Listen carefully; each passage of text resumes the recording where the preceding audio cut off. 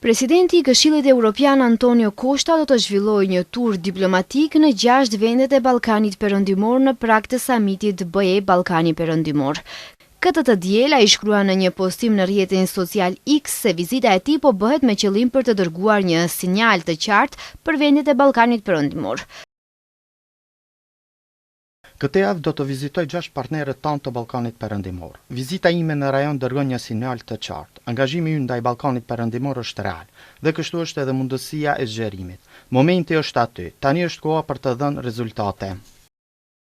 Kujtojmë se samiti BE Ballkani Perëndimor do të mbahet më 5 qershor në Tivat dhe përfaqësoj një moment historik, pasi organizohet për herë të parë në Malë të Zi, i konsideruar së bashku me Shqipërinë si shtete e pararojë të procesit të zgjerimit. Programi përfshin 2 seanca kryesore, një takim plenar dhe një drek pune. Takimi plenar do t'i kushtohet progresit në afrimin dhe integrimin e Ballkanit Perëndimor në BE dhe agjendën e rritjes, duke forcuar njëkohësisht stabilitetin rajonal, lidhshmërinë dhe qëndrueshmërinë. Dreka e punës do të përqendrohet në politikën e zgjerimit, sfidat dhe mundësitë kryesore, si dhe në përafrimin me politika dhe standardet europiane, duke konfirmuar se zgjerimi mbetet një nga çështjet kryesore strategjike të Bashkimit Evropian.